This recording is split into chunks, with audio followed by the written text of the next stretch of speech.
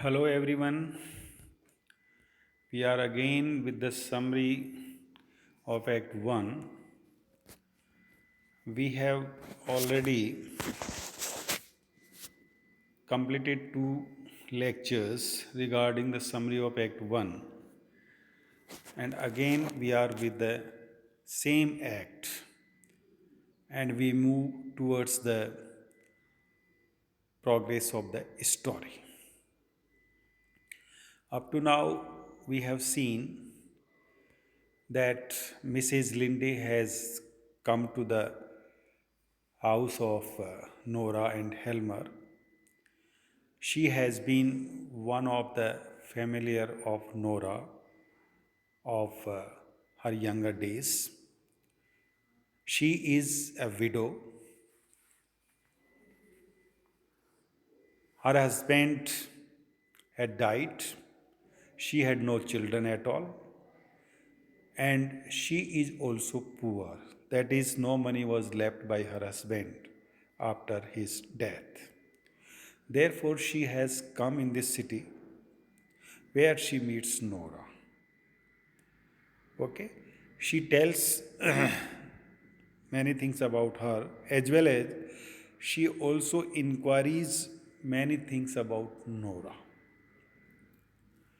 So, during their conversation, now Mrs. Linde reminds Nora about Helmer's illness that took place several years ago. That was a great misfortune for Nora. So Mrs. Linde reminds her that in their school days she used to be a great spendthrift. So first she reminds that Nora was a spendthrift, was very extravagant in her school days.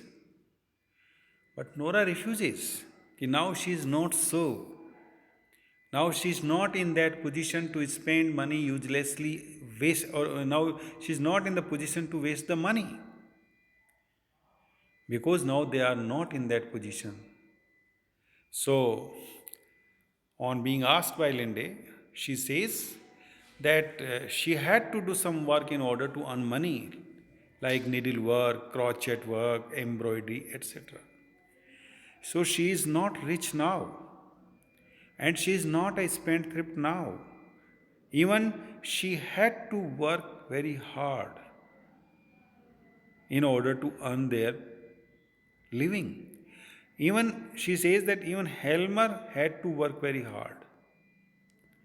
She says Helmer had to also leave his job because there was no promotion in that office. So Helmer was working in an office. The salary was also not a good one.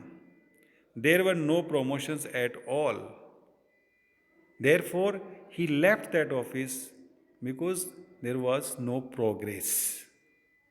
So he left his job, and therefore they had to work very hard. And then, because due to overwork, because of the overloaded work, she says that Helmer had fallen seriously ill. He became ill. So here Nora is talking about his past history to Mrs. Linde on being asked by her or on being reminded. So she tells that they have not been rich as they are now, but they had to work very hard, and it was such a condition that Helmer became ill because of the hard work, because of the overwork. So, what then happened? Nora says that the doctor advised him to go to some warm places in southern Europe for some time and stay there in order to get recover from the illness. But they did not have that much money. They couldn't afford that. So Mrs. Linde says, she interrupts that she knows that Nora and her husband has spent a whole year in Italy. So she interrupts and says that she knows about that they have been in Italy for a long time. Then Nora says that it had been very wonderful stay in Italy, and definitely it saved the life of her husband. Although it had costed an enormous amount of money, that is 250 pounds. They had to spend 250 pounds for that. But that stay in southern Europe saved the life of her husband Helmer. So she feels no problem at all about the money. She says that they had got the money from her father. She says that because her father was rich, therefore they got that money from her father. But Mrs. Linde recalls that it was just about that time that Nora's father had died. So Mrs. Linde in that conversation inquiries, in deeply inquiries, as if she knows everything about Nora, as if she knows something about Nora which Nora wanted to hide or conceal. So she says, Mrs. Linde says, "Oh no, at that time your father was not there. He had died. So how could you get the money from your father?" So here in this way, we see that Mrs. Linde is very a woman of typical nature. Then Nora says, yes, it was the time when she was expecting little Ivar's birth and when she had also to look after her sick husband. Definitely, it was a problematic time. It was a time of tension, and she was also pregnant, and Ivar's birth was due, as well as her husband was also sick. So, those were the tight days. Now she says that Helmer is in excellent health and he has no problem at all, now perfect.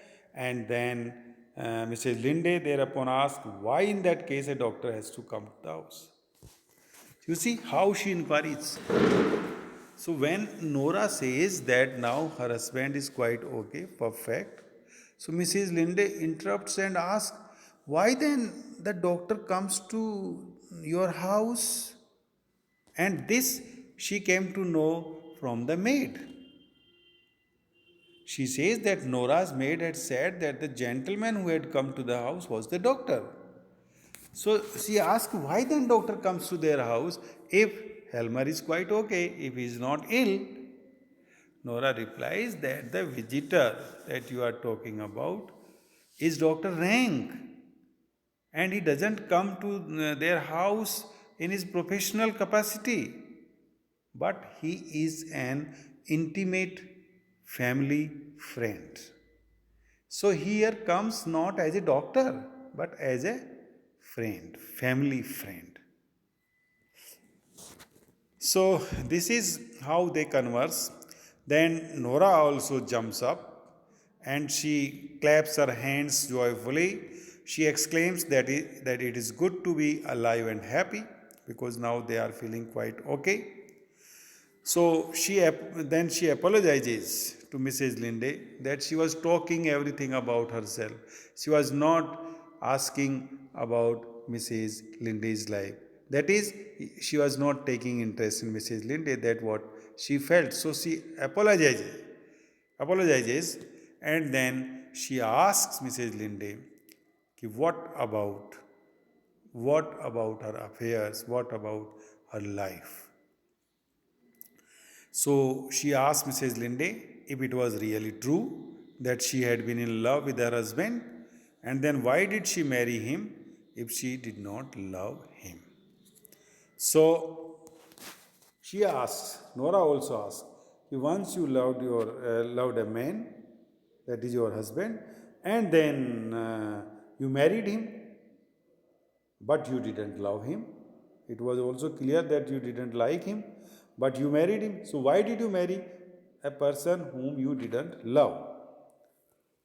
Then Mrs. Linde explains that at that time her mother had been alive but was bedridden and helpless. So her mother was alive and she was bedridden, she was helpless, and those were the family circumstances in which she had to compel to marry that man. So although she didn't love him, but she had to marry him with him because of the family's circumstances. That is, her mother was ill, was bedridden, and very helpless. Therefore, she had to marry with that man. Then Mrs. Linde also says that her husband had been quite well off, but his business was of a rather risky nature. There was risk in his business. There was lose in his business. So when he died, the business also collapsed, ruined, and therefore he left nothing for her. She says that now that period of trial is over.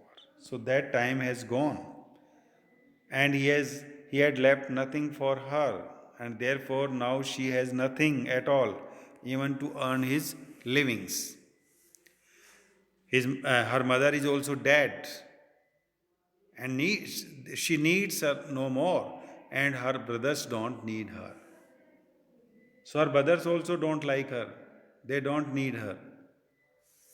Therefore, she is in difficult situations. That is what Linde says. Then Nora says, then she must be feeling much relieved, but Mrs. Linde says no.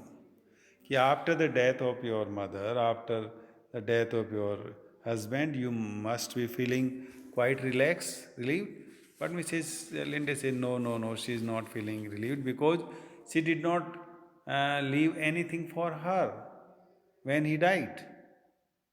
She is now finding her life to be indescribably empty. Now she feels the emptiness, loneliness in her life.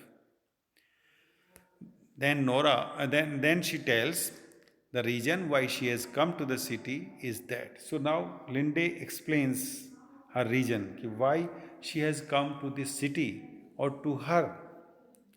That is, she could no longer bear the life in her small native town. That is, he cannot live in that small town because there is nothing to do, to earn, to make money so that her life could go well. So she hopes to find some work that can keep her busy and occupy her thoughts. Nora then says that the office work would terribly tiring, and she would be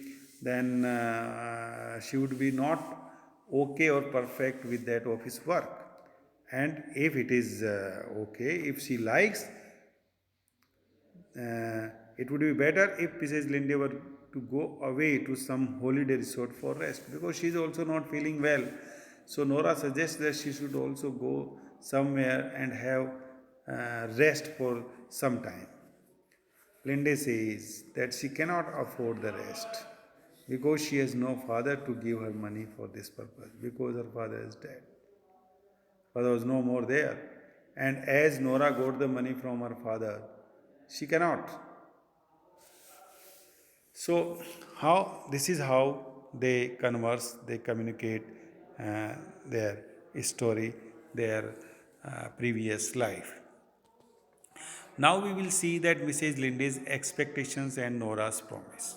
So now we will find that from this conversation we can conclude or we can observe that Mrs. Linde has come there in order to get the job, and specifically that job can be expected from Nora and Helmer.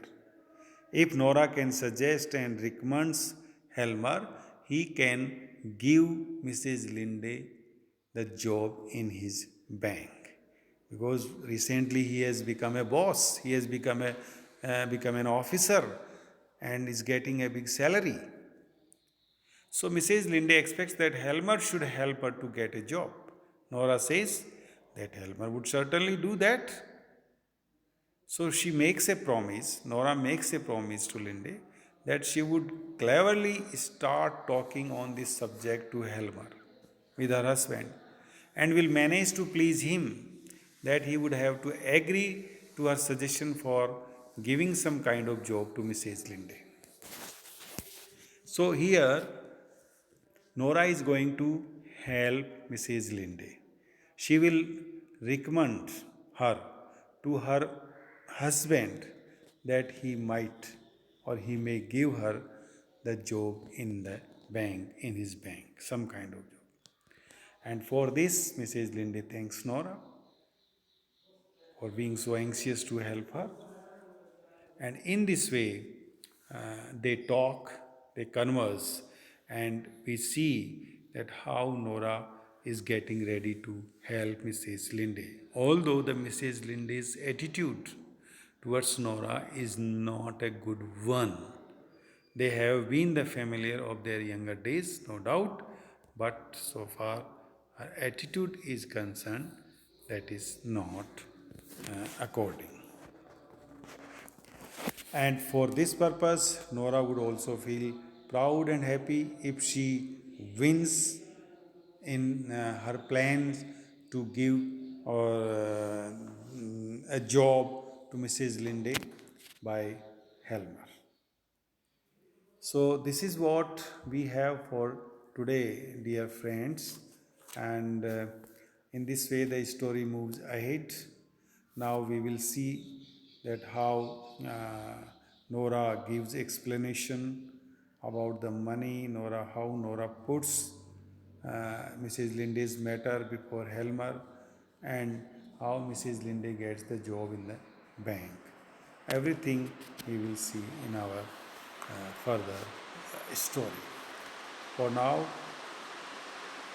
thank you again. See you.